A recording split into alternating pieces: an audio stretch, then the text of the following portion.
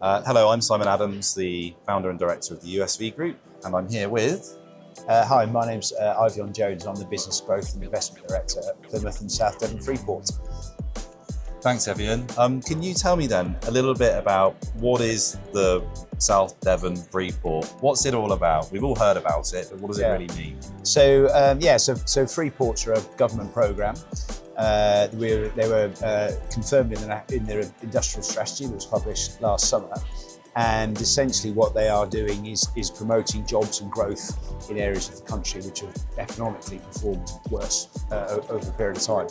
Plymouth and South Devon Freeport in particular is focused on the growth sectors of marine, defence, advanced engineering, net zero technology and space. So those are all sectors which have got huge growth potential for the future.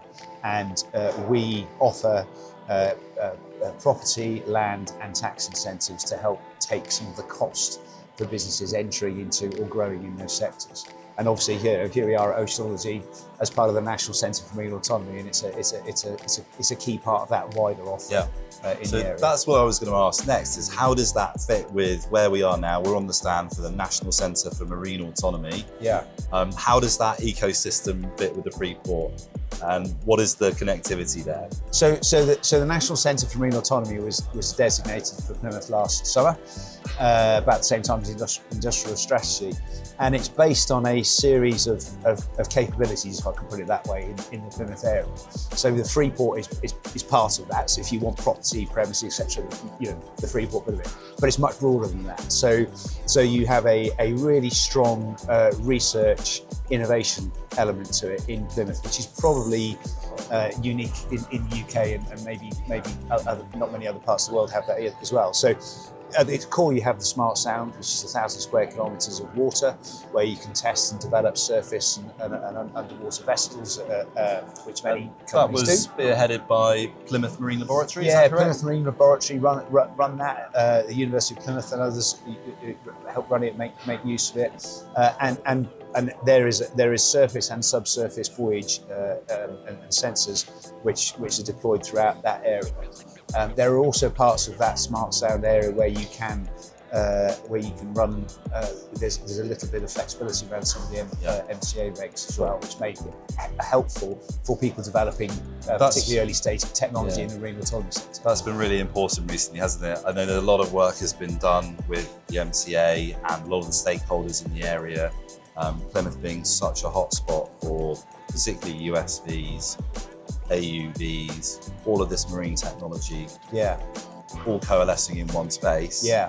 So there's been a lot of regulatory scrutiny, that's for sure, hasn't there? Yeah, and I think that's where that kind of wider grouping of capabilities comes to the fore. So yes, you've got some physical test area, but you have then the Future Autonomous at Seas Technology Cluster, 50 plus businesses and research organisations in marine autonomy. You've got the expertise in Plymouth Marine Laboratory, University of Plymouth. So there's a lot of brain power and expertise. So when you've got a challenge like the MCA stuff, that can be deployed, and actually there has been some work done by those organisations and companies in Plymouth to unblock that, and propose something to the MCA on how those regulatory issues can be resolved. So the National Centre for Marine Autonomy has been designated to Plymouth. Yeah. We're all here to support it. You've done a huge amount of work to support this as one of the real key drivers behind it. There's also about 25 other companies, the USV Group being one of them, so we've got a silver sponsorship. When we all come together and do this, it's the first time something like this has been done. How's it been?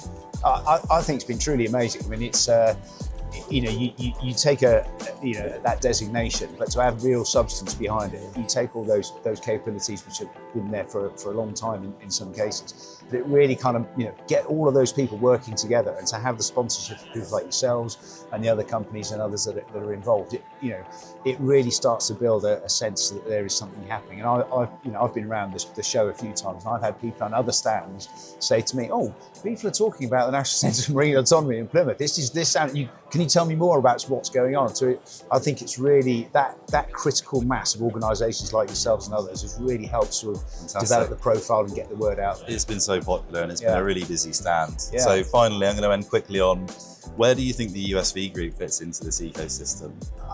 I'll go back to that capabilities bit. I mean, companies like yourself, that expertise, that insight into the market and everything is indispensable.